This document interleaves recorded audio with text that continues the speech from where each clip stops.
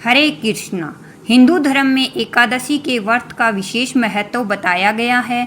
जितना महत्वपूर्ण एकादशी का व्रत होता है उतना ही महत्वपूर्ण एकादशी व्रत का पारण भी होता है। एकादशी के व्रत को समाप्त करने को पारण कहा जाता है। एकादशी के व्रत का पारण व्रत के अगले दिन किया जाता है। सावन महीने में कृष्ण पक्ष की एकादशी को कामिका एकादशी कहा जाता है। इस एकादशी का विशेष महत्व है। संयोग से कामिका एकादशी का व्रत सावन के दूसरे सोमवार के दिन रखा गया।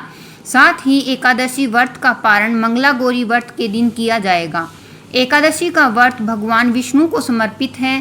सावन और एकादशी व्रत के शुभ संयोग से आप भगवान शिव के साथ साथ विष्णु जी की कृपा भी पा सकते हैं। तो चलिए प्रिय श्रोताओं, जानते हैं कब करें एकादशी का पारण और क्या शुभ मुहूर्त रहेगा। एकादशी व्रत के अगले दिन सूर्योदय के बाद पारण किया जाता है। एकादशी व्रत का पारण द्वादशी तिथि समाप्त होने से पहले करना अति आवश्यक है। द्वादशी तिथि सूर्योदय से पहले समाप्त हो गई हो तो एकादशी व्रत का पारण सूर्योदय के बाद ही होता है। व्रत तोड़ने के लिए सबसे उपयुक्त समय प्रातःकाल होता है। व्रत करने वाले श्रद्धालुओं को मध्याह्न के दौरान व्रत तोड़ने से बचना चाहिए।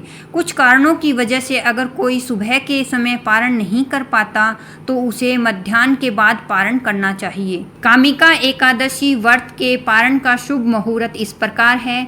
22 जुलाई को कामिका एकादशी के व्रत का पारण किया जाएगा। इस दिन सुबह 5:37 से 7:05 के बीच आप व्रत का पारण कर सकते हैं। पारण तिथि के दिन द्वादशी सुबह 7:05 पर समाप्त होगी। कामिका एकादशी व्रत पारण की विधि इस प्रकार है। व्रत पारण के दिन सुबह स्नान करने के बाद साफ कपड़े धारण करें, सूर्य देव को अर्घ दें, मंदिर की सफाई करें और गंगा जल का छिड़काव कर शुद्ध करें। भगवान विष्णु के सामने देसी घी का दीपक जलाकर आरती करें, मंत्रों का जाप करें और विष्णु चालीसा का पाठ करें। प्रभु को सात्विक चीज़ों का भोग लगाएं। ज़रूरतमंदों में अन्न और धन समेत आदि चीज़ों का दान करें। खुद भी प्रसाद ग्रहण करें। तो ये थी आज की वीडियो। अगर आपको पसंद आई है तो वीडियो को लाइक करें, चैनल को सब्सक्राइब करें और हमारे साथ ऐसे ही जुड़े रहें। Thank you for watching.